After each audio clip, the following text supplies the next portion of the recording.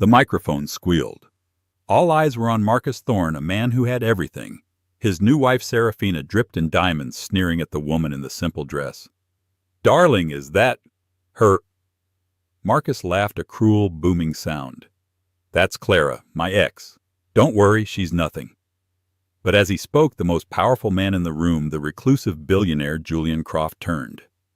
He silenced the entire gala, put his hand on Clara's back, and said to the world, "Mr. Thorne, you're mistaken. This is the woman I've waited for." The hum of the servers in Clara Hayes's tiny home office was her only consistent companion. It was a low, steady thrum against the backdrop of her small, overly beige condo, the one tangible asset she had walked away with. The rest of her life had been systematically, legally, and spiritually liquidated. On her monitor, a complex data matrix shimmered. It was a problem for a shipping conglomerate in Singapore, a logistics puzzle she was solving for 400. She was doing it under her pseudonym, C.H. Arden. C.H. Arden was reliable. C.H. Arden was brilliant in a quiet, uncredited way. C.H. Arden was above all invisible. Clara Hayes, the woman who had drawn the architecture for Project Chimera on a cocktail napkin in a dark bar, was a ghost. Her phone buzzed, vibrating across the desk. It was Chloe. "You're ignoring me." Chloe's voice said no hello needed. "I'm working, Chloe." Clara murmured, her eyes still scanning code. "No, you're hiding. And you're not allowed to tonight. The car is picking you up in 1 hour. I'm already at the Astoria." Clara's stomach dropped. "Chloe, I can't. It's his night. The gala. He's the guest of honor." "I know." Chloe snapped, the sound of her friend applying lipstick audible over the line.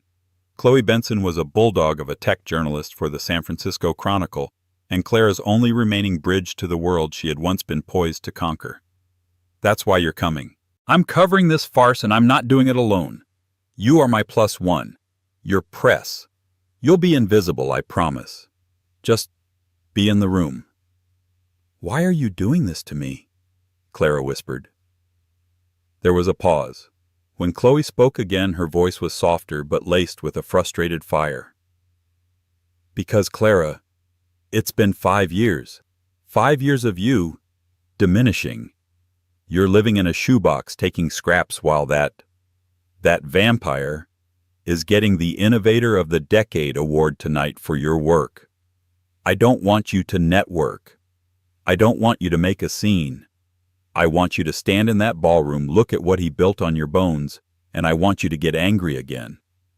An hour later, Clara was standing in front of her full-length mirror, horrified. The dress Chloe had sent over a simple midnight blue sheath by a designer Clara couldn't afford felt like a costume. It was elegant, but it was armor she hadn't worn in years. The Astoria Grand Ballroom was another world.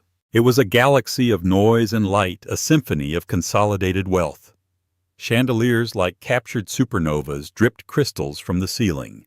Ice sculptures of mythical creatures melted elegantly onto beds of caviar. The air was thick with the scent of hothouse flowers and $100 perfume. Clara felt like a forgery.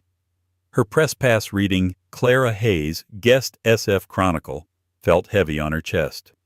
"Just stay by me. Observe. Take notes. Be my second set of eyes," Chloe instructed, grabbing 2 glasses of champagne and pressing one into Clara's cold hand. Chloe was in her element, her eyes scanning the room, her short-cropped hair and sharp-shouldered blazer a stark contrast to the flowing gowns. Clara tried.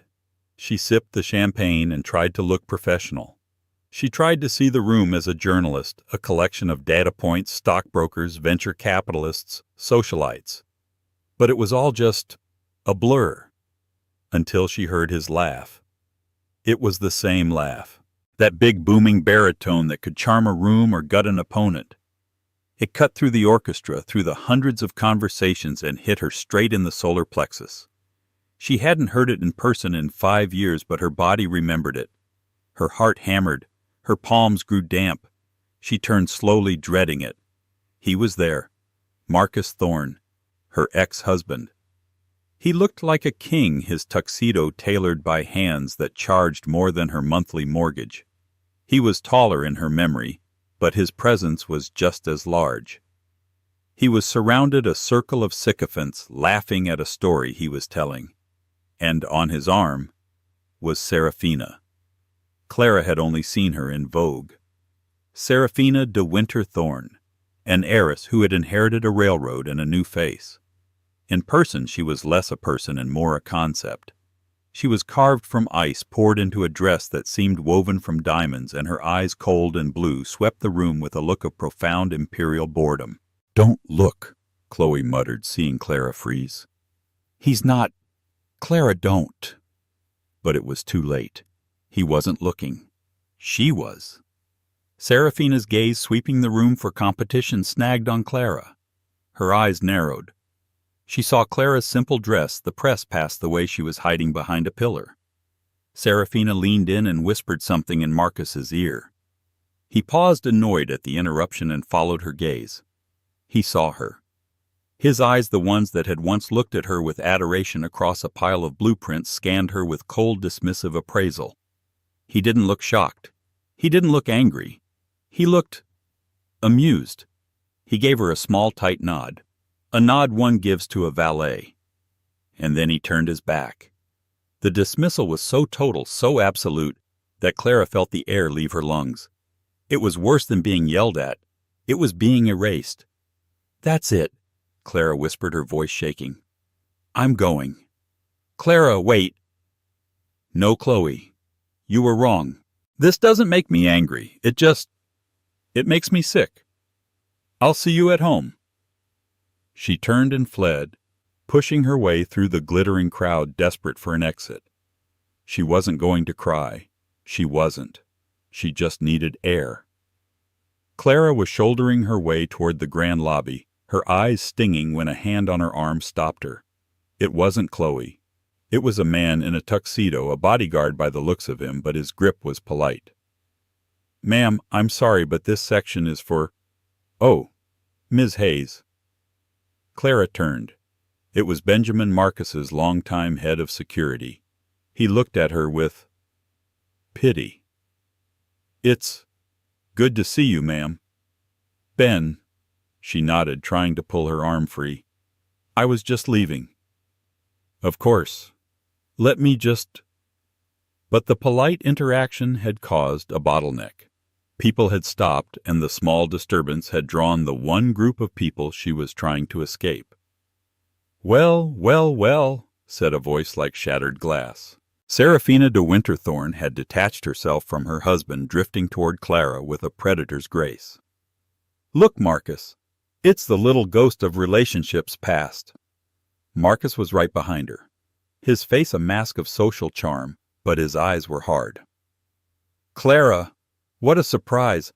I didn't know you were still in the city." "I was just going—" Clara said, her voice tight. She tried to move around them. Seraphina blocked her path, a small, cruel smile playing on her perfect crimson lips. She looked Clara up and down, a theatrical, insulting appraisal. "Darling, is that dress—" "Rented. You must let me know where. I'm always looking for a good charity to support." A few people in their circle tittered. "Seraphina," Marcus said, his voice a low warning. Not for her, Clara knew, for the optics. "What?" Seraphina said, feigning innocence. "I'm just surprised. I heard you were academic. I've always thought it so tragic when a woman lets herself go for a career and then, well, ends up losing both." Clara's face was white. She could feel the stares. She could see Chloe fighting her way through the crowd, her face a mask of thunder. "That's enough," Clara said, her voice dangerously quiet. "Is it?" Seraphina challenged. "I don't think it is. I think you're pathetic, hanging around the edges of his party. What did you think that he'd see you in? What, realize he'd made a mistake? Look at me, darling." She splayed a hand glittering with a diamond the size of a quail's egg on Marcus's chest. "And then look at you. He upgraded." This was it. the moment of total public annihilation. Marcus, seeing his investors watching, seeing the potential for a scene, decided to take control. He put a hand on Serafina's arm, but he spoke at Clara. "Now let's all be adults," he said, his voice projecting for the group. He was performing. "Clara, it's quaint that you're here, really. But Serafina has a point. You're out of your depth." An investor, a man named Henderson, piped up, "Marcus, who is this, an old intern?" Marcus laughed, the big booming laugh. This is Clara, my ex-wife, my first wife, from before." He gestured at the entire opulent room. "Before all this." He leaned in as if sharing a corporate secret, but his voice was loud. It was a speech. "People ask me about her sometimes, you know. They remember her from the early days back when we were just starting. What happened to Clara, they ask. She was so smart, and I have to tell them the truth." He looked directly at Clara, his eyes devoid of any warmth. "I tell them she was a brilliant technician, a mechanic. But she had no vision, no killer instinct. She couldn't see the big picture. She was, and I mean this with all the respect in the world, a wonderful starter wife." The laughter was sycophantic cruel. "I tell them," he continued, his voice dropping for the kill, "not to worry about her. She's fine. She's happy in her own little way. But as a force, as a partner, as a name in this industry." He paused, sweeping the room, savoring the moment. She was nothing. The word, his favorite word for her, the word from the divorce, the word that had defined her for 5 years. It hung in the air, glittering and venomous. The crowd, sensing the blood, was silent. Clara just stood there, her body vibrating with a cold, silent rage that was so profound it felt like stillness. "Clara!" Chloe had finally arrived, pushing past Serafina. "We're leaving. Now!" Chloe grabbed her arm and began to pull her away. Clara went, her legs wooden. She didn't look back. She could feel the hundreds of eyes on her, the whispers starting up like a nest of snakes. She was the nothing, the starter wife, the ghost at the feast. As Chloe dragged her toward the exit, she didn't see the man standing in the shadows of the grand staircase, his face unreadable, his steel-gray eyes following her every move.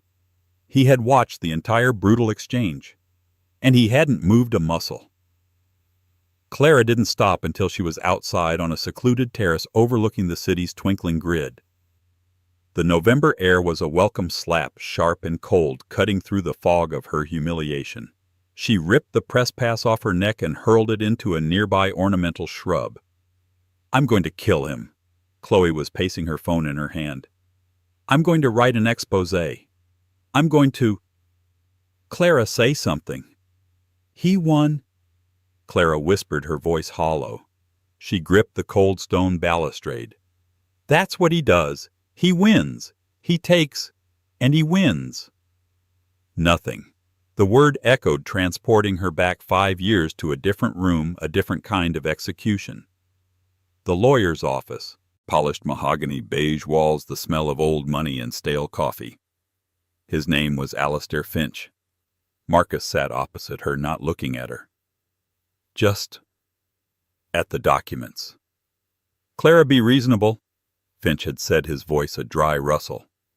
"Thorne Industries is offering a, frankly, staggering settlement for a marriage of this length. He's being more than generous." "I don't want the settlement," Clara had whispered, the stack of papers a blurry wall between her and her husband. "I want my name on the patent, on Project Chimera." Marcus had sighed, a sound of profound exasperation. "Clara, we've been over this. You're a brilliant coder, the best. But you don't understand business. You wrote some algorithms. I built the company. I got the funding. I created the brand. The code. Clara, the code is just lines. It's the vision that matters." "It was my vision. she'd cried, the tears finally coming. The self-correcting data matrix. It was my thesis. I drew the whole thing for you on a napkin at the Tipsy Monk. And you were a broke PhD student. He'd snapped, the charm vanishing. I gave you a platform. I gave you resources. What did you give me? You can't even walk into a room and command it. You hide. You're not a partner, Clara. You're a mechanic. A very good one. But people don't put the mechanic's name on the front of the Ferrari. Then he had slid the last document across the table. The non-disclosure agreement. It wasn't a page, it was a book. It wasn't just about the company, it was about him. It was about them. It barred her from working in any related field, data architecture, predictive analytics, AI, for 10 years. What is this? She'd asked, her blood turning to ice. Protection, Finch had said. For Mr. Thorne's intellectual property. It's my property. Clara. Marcus said, his voice soft, and that was so much worse. Please, don't fight me. I will, she'd said, standing up. I'll take you to court. I'll show them my thesis. I'll show them the server logs. Alistair Finch had coughed a small, polite sound. Ms. Hayes, if you choose to litigate, we will of course be forced to countersue.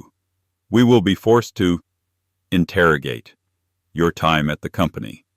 Your husband, he gestured to Marcus, is prepared to testify that you were unstable, that your work was erratic. What? She looked at Marcus, horrified. You were stressed, Clara. Marcus said, his eyes full of false pity. The pressure.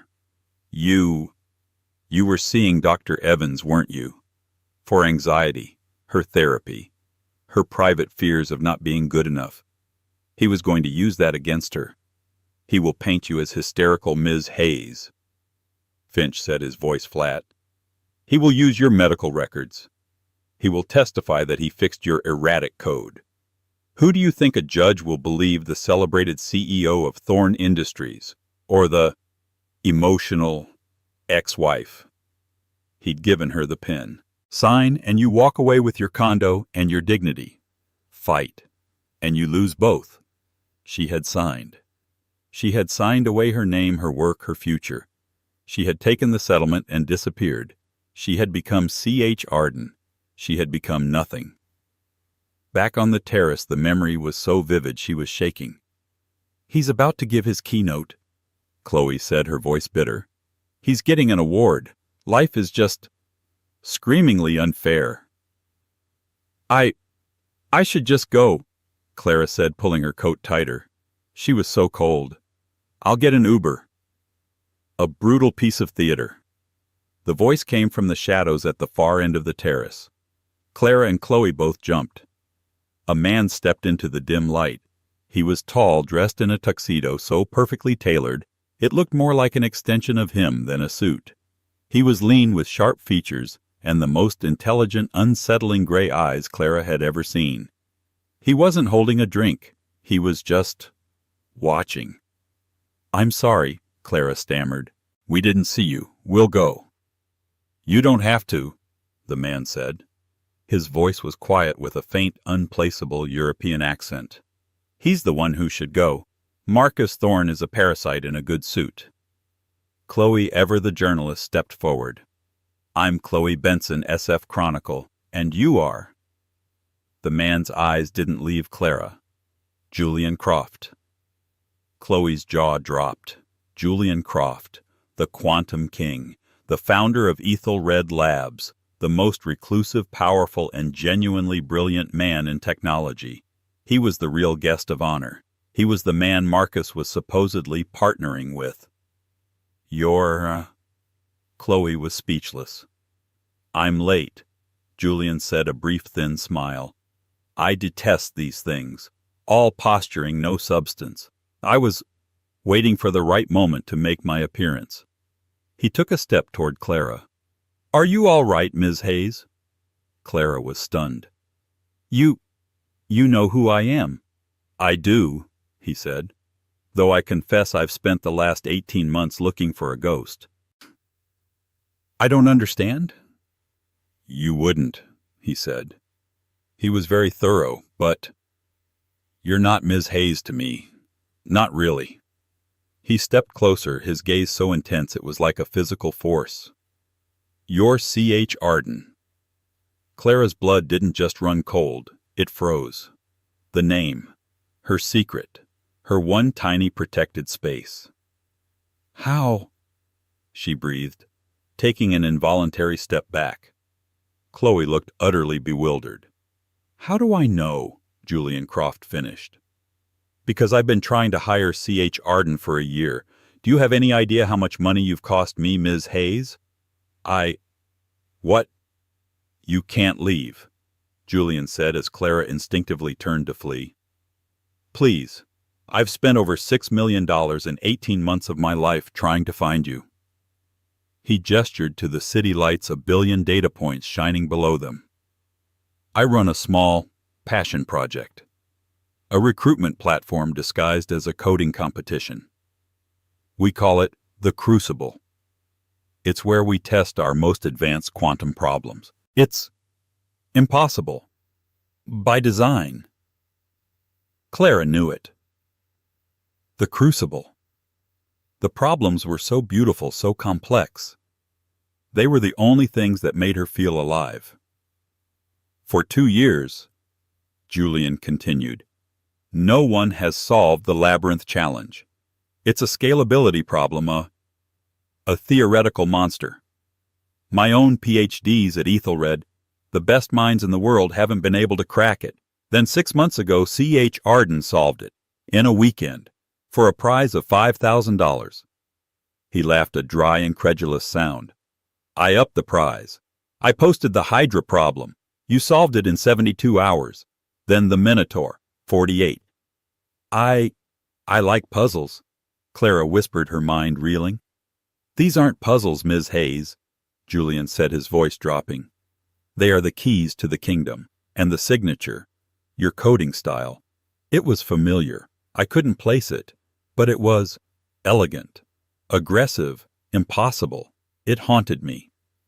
He paused, his eyes scanning her face. At the same time, my M&A team was vetting an acquisition, Thorn Industries. Clara flinched. Exactly, Julian said. Ethelred is expanding. We were looking to acquire a new data management division. Thorn Industries was the market leader, but I looked at the code. Chimera. He looked disgusted. It was a masterpiece, a Ferrari engine, but it was trapped in a go-kart. He'd bolted on cheap, ugly user interfaces. He'd bastardized it. The core was brilliant, but it was suffocating. It hadn't been updated in 5 years. It was crying out for help. He doesn't understand it, Clara said, the words torn from her. He never did. No, he didn't, Julian agreed. But as my team ran the deep diagnostic, we found artifacts, fragments of code, metadata he'd been too stupid to scrub, and a digital fingerprint. He looked right at her. It was the same fingerprint as C.H. Arden, the same impossible elegance. He had started a search. He traced the code fragments, the original metadata, to an MIT server, to a doctoral thesis. Project Chimera, a self-correcting data matrix, by Clara Hayes. And then, Julian said, you vanished. Your academic records were sealed. Your professional footprint was erased. It was a brilliant, terrifying piece of legal and social sabotage. He didn't just divorce you. He deleted you. He had a good lawyer, Clara said, her voice trembling. He had Alistair Finch, Julian corrected. And you had no one. Until C.H. Arden reappeared on the Crucible. I put it all together. I've been trying to find you ever since. I had to see the mind that could build such a thing. So, you came here, Clara said, gesturing to the party, to buy his company. I came here to poach his one decent asset, Julian corrected. I came here for you. I came here to see if the woman I'd found online had the courage to match her intellect. He gestured back toward the ballroom. After what I just saw, the way you stood your ground, the way you didn't crumble, you solidified. I have my answer. It doesn't matter, Clara said, the fight draining out of her. It's just talk. The NDA. It's ironclad. He'll destroy me. He'll use the hysteria clause, Julian said, his voice laced with venom. The threats against your medical records. Yes, I know. It's a terrifying document. My lawyers have had a copy for 6 weeks. They called it a masterpiece of legal terrorism. Then I can't do anything. On the contrary, Julian said, a slow, dangerous smile spreading across his face. You can do everything. That masterpiece, it's now worthless. What? How you said it's ironclad. It was, Julian said. But that kind of contract, a contract of total suppression, relies on one thing: mutual adherence. He broke it. Clara stared. What do you mean? The NDA included a mutual non-disparagement clause. You couldn't talk about him, and he couldn't talk about you. 10 minutes ago, Mr. Thorne stood in front of 300 people, including your friend Ms. Benson of the Chronicle, and publicly viciously disparaged you. He called you nothing. He called you a footnote. In doing so, he invalidated the entire contract. He just handed you the gun, Clara. Clara's knees felt weak. Chloe, who had been listening with her mouth open, let out a small squeak. He set me free. He set you free, Julian confirmed. He's monumentally stupid. A new, unfamiliar fire was surging through Clara's veins. It wasn't the cold, helpless rage of before. It was hot. It was focused. It was power. So, what now? Clara asked, her voice shaking but not with fear. Now, Julian said, checking his watch. Your ex-husband is about to walk onto the stage to accept his Innovator of the Decade award. He's going to give a keynote, and in that keynote he's going to use your work to beg for my money. He looked at her. I'd rather he beg for your mercy. I don't know what to do, Clara said. You don't have to do anything but walk, Julian said. My team, they've been busy. He turned to Chloe. Ms. Benson, you're a friend. I'm her best friend, Chloe said, her eyes alight. What do you need? Are you recording? I'm always recording, Chloe said, tapping the phone in her breast pocket. Good, Julian said. Keep it on. But I have something better. He pulled a small, sleek object from his pocket, a digital audio recorder. My head of security, he's also very good. He's been Mr. Thorne's shadow for the last hour. This has the entire starter wife conversation on it crystal clear. For posterity. Clara's eyes widened. But the NDA? Even if he broke it, what about Finch? The threats. Ah, yes, the duress, Julian said. Hard to prove, your word against his. Except, it's not. What do you mean? My team is persuasive, Julian said. It turns out Mr. Alistair Finch has a complicated personal life and a very expensive habit. My people didn't blackmail him. We just offered him a better deal, a much better one. A golden parachute into a very comfortable, very early retirement in a country with no extradition. What did he give you? Clara breathed. Everything, Julian said. A sworn affidavit, memos, emails. But we're not even going to need them. We have something better. Clara was confused. What's better than an affidavit from his own lawyer? Julian smiled. A recording from your lawyer. You. He was looking at her. Wait, you don't mean? I do, Julian said. My team searched for any leverage. We dug into your old accounts, your cloud backups, the things you forgot you even had. You recorded the final divorce meeting, didn't you, Clara? On your old phone. Clara's blood turned to ice. She had. She had been so terrified, so alone. She'd pressed record on her phone in her lap just so she would have a memory of what he'd said. She'd forgotten. She'd thrown that phone in a drawer. "We found the audio file," Julian said, his voice soft. "It was encrypted, but we have good people." He pulled out a simple black USB drive. "It's all right here. The audio of Alistair Finch threatening to use your medical records. The sound of Marcus agreeing. The hysterical clause. It's devastating. And as of 10 minutes ago, completely admissible." He held it out to her. "This is your choice, Clara. We can walk away. I can give you a job at Ethelred. You can be C.H. Arden and no one will ever know. You'll be rich. You'll be safe."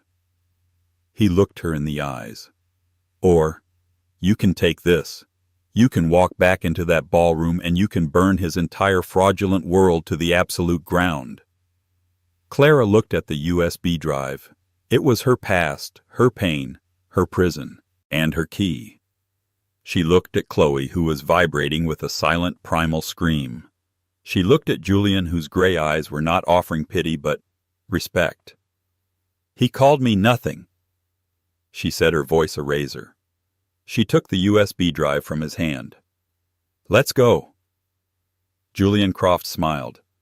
It transformed his face, chasing away the shadows. "One more thing," he said. He tapped an earpiece so small Clara hadn't even seen it. "My team just cut the main feed to the ballroom's AV system. They're experiencing technical difficulties. The only thing that will play on that big screen is what's on this drive. And Ms. Benson," he looked at Chloe, "the AV booth is in the back left. The tech's name is Michael. He's one of my people. Give him this." He handed her a small encrypted hard drive. "It's a mirror of the USB. He'll know what to do." "On it," Chloe said, her eyes gleaming. She slipped the drive into her pocket, gave Clara a fierce hug, and melted back into the shadows. A journalist on the scent of the story of her life. Julian offered his arm. "Shall we, Ms. Hayes? I believe you're on." Clara Hayes, the woman who had been a ghost for 5 years, took his arm. "Let's give them a show." The walk from the terrace to the main ballroom was the longest 10 yards of Clara's life, but this time she wasn't fleeing. She was advancing. With her hand on Julian Croft's arm, the sea of people parted. The energy in the room shifted. The whispers didn't stop. They changed. They were no longer about her, the pathetic ex. They were about him and the mystery woman on his arm. "Who is that? Is that his new girlfriend? She doesn't look like a model." "He looks furious." Clara kept her eyes forward. She could feel the heat of 100 stares, but the only one that mattered was Julian's calm, steady presence beside her. He guided her not to a back row seat, but directly toward the front, to the main table, reserved for the guest of honor, right at the foot of the stage. Marcus was at the podium, basking in the spotlight. He had his award in his hand. He was in his element, his voice smooth and hypnotic, weaving a tale of innovation and success. "And that's what Thorne Industries has always been about," he was saying, his arms spread wide. "The future. We don't just predict the future. We build it. Our flagship project, Chimera, isn't just software. It's the new operating system for a new world. And I'm thrilled to announce that we are in final talks for a partnership that will take us, truly, to the next level." He saw them then. His flow faltered. He stopped mid-sentence, his eyes locked on Julian Croft. A massive, relieved smile spread across his face. "Ah, and here he is," Marcus boomed, recovering. "The man himself, the visionary. Ladies and gentlemen, please welcome my friend, my colleague, the future of tech, Dr. Julian Croft." The room erupted in applause. A spotlight operator swung a light onto Julian and Clara, bathing them in white. Julian did not smile. He did not clap. He simply guided Clara to the table and, in a gesture of deliberate old-world chivalry, pulled out her chair for her. Marcus, still on stage, faltered again. This wasn't the script. Julian was supposed to come up, shake his hand, and endorse him. "Julian," Marcus called out, his smile straining. "Come on up and... I see you've... found..." His eyes finally landed on Clara, and this time he saw her. He saw her sitting at the head table. He saw her hand on Julian Croft's arm. He saw the way Julian had pulled her chair out. And his brain, so quick to calculate profit and loss, simply could not compute this variable. The silence stretched. Serafina, sitting at the table, was the first to react. Her face, a mask of bored beauty, twisted into genuine ugly confusion. What is she doing here?" she hissed loud enough for the table to hear. This is the VIP table security, Julian Croft, who had been in the process of sitting straightened. He turned not to Marcus on the stage, but to Serafina. His voice was not loud, but it was so cold, so precise that it cut through all the whispers. "She is here," Julian said, his eyes locking on Serafina's, "because she is my guest." Marcus on stage was now visibly sweating. The crowd was murmuring. This was a disaster. He had to regain control. He laughed his big, false laugh. "Julian, my friend, always the maverick," he said, walking off the stage, microphone in hand, toward the table. He was trying to make it part of the show. "I see you've already met my ex-wife, Clara. Small world, isn't it?" He was standing in front of them now. He clapped Julian on the shoulder, a desperate alpha male gesture. "Julian, a pleasure. I'm so glad we can finally talk partnership, and I see you've met Clara. She used to be a great support back in the day. As I mentioned," he winked at the investors at the table, "a footnote."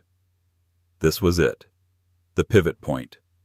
Clara felt Julian's hand on the back of her chair, a silent, steadying pressure. Serafina, emboldened by her husband's presence, stood up. "Marcus, darling, the help is back, and she brought a friend. This is embarrassing." "She's right, Marcus," the investor, Henderson, grumbled. "What is this? This is unprofessional." Marcus, flustered, turned to Julian. "Julian, I'm so sorry. She's clearly unstable. She cornered you, I'm sure." This was when Julian Croft moved. He didn't raise his voice. He didn't have to. He simply took the microphone from Marcus's limp hand. The feedback squealed for a second, silencing the room. Julian tapped it once. "Mr. Thorne," Julian said. His voice, now amplified, was a soft, dangerous purr. "Thank you for that introduction, and thank you especially for that last comment." He turned not just to Marcus, but to the entire room, to the press, to the investors, to the world. "I came here tonight to see an architect. I was told I would find her here. I was not disappointed." He turned back to Marcus. "You call this woman nothing. You call her a footnote. You are, Mr. Thorne, catastrophically mistaken." He turned, put his hand on the small of Clara's back, a gesture of both protection and presentation. "Your ex-wife," Julian said. "That's fascinating, because to me..." He looked at Clara and then at the stunned crowd. "To me, this is Clara Hayes, and she is the woman I've waited for." The click-whir flash of a dozen press cameras was deafening in the silence. It was the sound of a narrative being rewritten. Marcus Thorne's face was a grotesque mask of confusion. The blood had drained from it, leaving a pasty grayish-white sheen under the spotlights. Waited for..." Marcus stammered, the microphone amplifying his sudden insecurity. Like a date, Julian, you old dog, you didn't tell me you were..." Julian Croft let out a short, sharp laugh. It was not a sound of mirth. "A date? No, Mr. Thorne. I am not a dog, and Ms. Hayes is not a prize. I've been waiting in the way an astronomer waits for a comet. I have been waiting for the mind." He turned to Clara. "Clara, would you do me the honor?" Clara stood. Her legs were shaking, but she locked her knees. She looked for the first time in 5 years directly into Marcus Thorne's eyes, and she saw for the first time not the monster who had broken her, but a small, terrified man. "Mr. Thorne," she said. Her voice was quiet, but in the tomb-like silence of the ballroom it carried. "Marcus," she said louder. "You said Project Chimera was your vision." It is," he sputtered. I built it. I wrote it," Clara said. "Every single line." You're lying," he shrieked, his composure shattering. "She's lying! The NDA! You can't... This is slander security. Get her out of here." "The NDA," Julian said, his voice dripping with amusement. "The one you voided 10 minutes ago with your starter wife speech. The one you are as we speak in total breach of... That's not true." "Chloe!" Clara called out. In the back of the room, Chloe gave a thumbs up from the AV booth. "Mr. Thorne," Clara said, her voice full of a terrible calm power. "You and your lawyer, Mr. Alistair Finch. You threatened to use my medical records against me. You called me hysterical. You threatened to destroy me. Lies, all lies." Marcus screamed, his face a blotchy red. "Prove it." "Okay," Clara said. She nodded to the AV booth. The massive screen behind the stage, which had been displaying the Thorne Industries logo, flickered and went black. The ballroom was plunged into near darkness save for the spotlights on the stage. And then, a voice. Alistair Finch's dry, rustling voice filling the grand ballroom. "Paint you as hysterical Ms. Hayes. He will use your medical records. He will testify that he fixed your erratic code." It was the recording. Her recording. The room was so quiet the clink of an ice cube in a glass sounded like a gunshot. Marcus's voice came next, full of false pity. "Stressed, Clara. The pressure. You were seeing Dr. Evans, weren't you? For anxiety." Then Finch again. "Sign and you walk away with your condo and your dignity. Fight, and you lose both." The audio clicked off.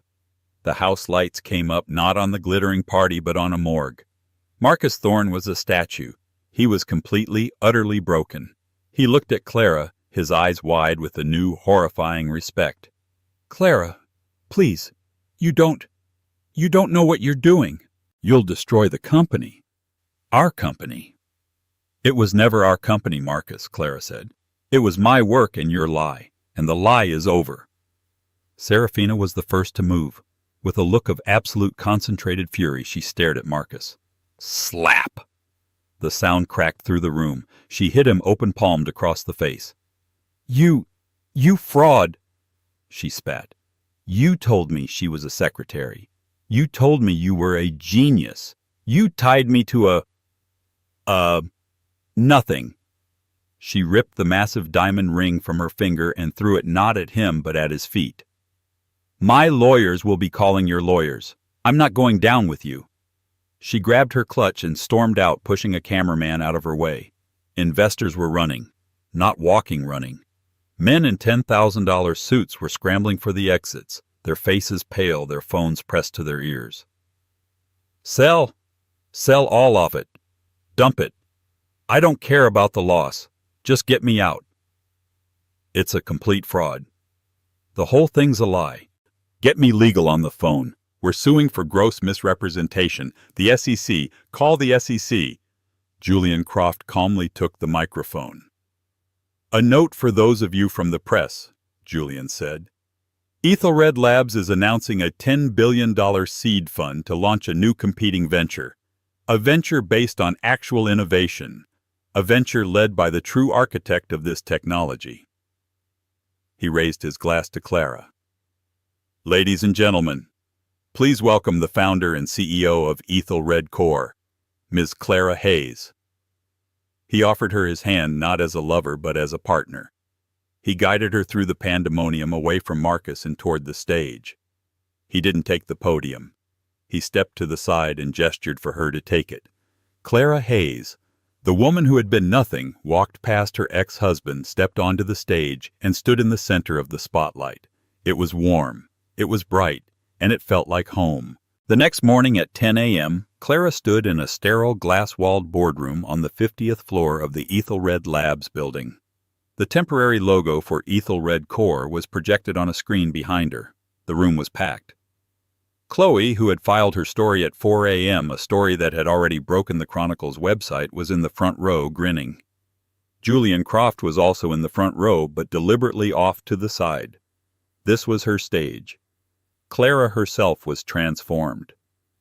Julian's team had descended on her condo at dawn, not with suggestions, but with solutions. She was now wearing a custom-tailored suit in a shade of dark teal. Her hair was pulled back in a sleek professional style, and she wore a simple earpiece. She looked in charge. "Ms. Hayes," a reporter from the Wall Street Journal called out, "can you confirm the SEC has opened an investigation into Thorne Industries as of 8 a.m. this morning?"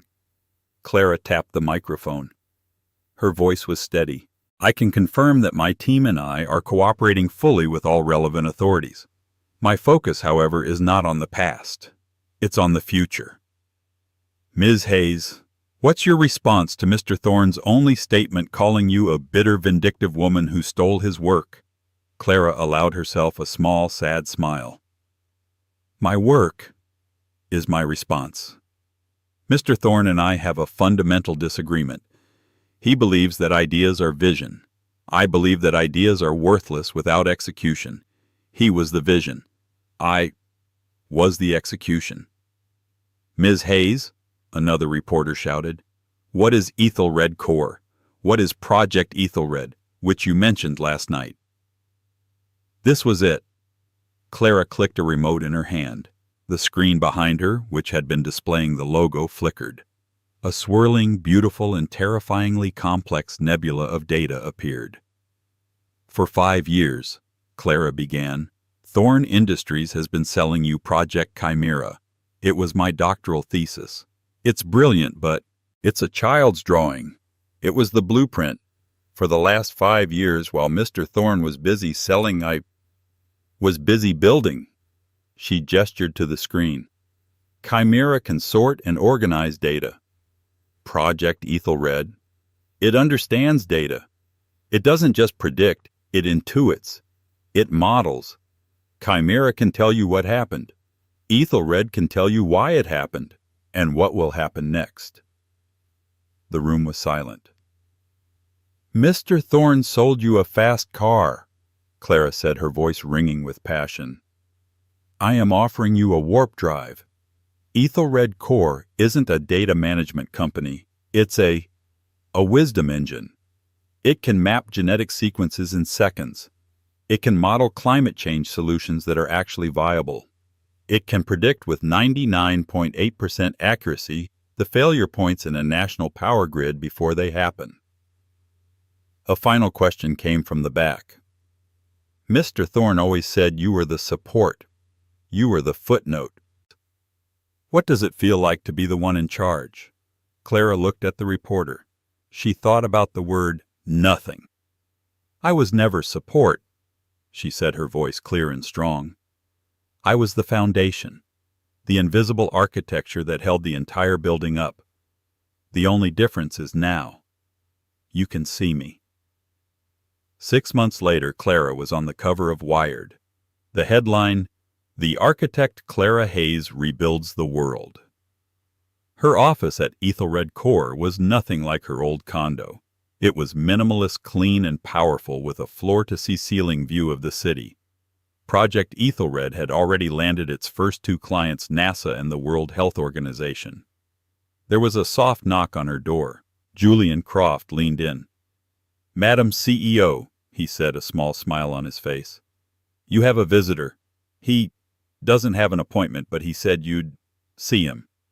Clara looked up from her terminal. "Who?" Julian stepped aside, and a security guard escorted a man into her office. He was diminished, gray, thinner. The suit was expensive, but it hung on him. It was Marcus. He was out on bail. The trial was next month. He had lost everything. The SEC had frozen his assets. Serafina's divorce was set to take the rest. "Clara," he said, his voice raspy. "Marcus," Clara said. Her voice was neutral. Not cold, not warm. Just a fact. "You have 5 minutes." The security guard stepped back but kept his hand on the door. I just wanted to see you," he said, looking around the office. This is impressive." "It is," she agreed. I don't know why I'm here," he stammered. He looked at her, his eyes full of a desperate, pleading confusion. To apologize? To ask? What did I do wrong? We were happy, weren't we? In the beginning. This was the final test, the last ghost. Clara stood walking to the window to look out at the city she was helping to remap. "We were," she agreed, her voice soft. "We were happy. And then you saw my mind. And you didn't see it as a partner. You saw it as a resource, as something to be mined, as something to own." She turned to face him. "You didn't do one big thing wrong, Marcus. You made one small wrong choice every single day for years. You chose the vision over the work. You chose the sale over the truth. You did it so many times you forgot who you were, and you forgot who I was." He nodded, tears welling in his eyes. Julian, he's good to you. Julian respects me."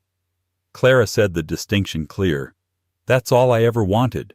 Respect." Can you help me?" he whispered, the real reason for his visit finally emerging. A word to the prosecutors. A character reference. For old time's sake." Clara looked at him. The king of the world reduced to a beggar. The man who had called her nothing was now asking her for everything. "I can't, Marcus," she said, her voice kind but final. "But, Clara—" You were right about me in a way," she said. "You called me a footnote, and that's what you are to me now. A footnote in my story, the past." She turned back to her desk. "And I am only interested in the future. Clara." "Goodbye, Mr. Thorne." The security guard gently but firmly escorted him out. The door clicked shut. Clara stood in the silence of her office for a long moment. Julian knocked and re-entered holding 2 coffee mugs. He handed one to her. "Are you all right?" he asked. Clara took a sip, the warmth spreading through her. She looked out the window at the future. "I am," she said, a real brilliant smile spreading across her face. "I'm finally free." "Good," Julian said, smiling back. "Now, let's go change the world." And just like that, Clara Hayes took back her name, her work, and her future. Marcus Thorne's empire built on a lie crumbled to dust, and he became the one single thing he accused her of being, a nothing, a footnote in her story. Clara went from being the ghost in the machine to the woman who ran the machine. Her story is a powerful reminder: never let anyone define your worth. Never let anyone call you nothing, because the person they are dismissing might just be the architect of the very world they live in. Your value isn't determined by their vision, it's proven by your work. What did you think of Clara's revenge? Was it justice, or was it just business? Was Serafina's reaction priceless, or what? Let me know your thoughts in the comments below. Thank you for watching. If you love this story and want to see more dramas like this, don't forget to hit that like button, share this video with someone who needs to hear it, and most importantly, subscribe to the channel so you never miss a single story. We'll see you in the next one.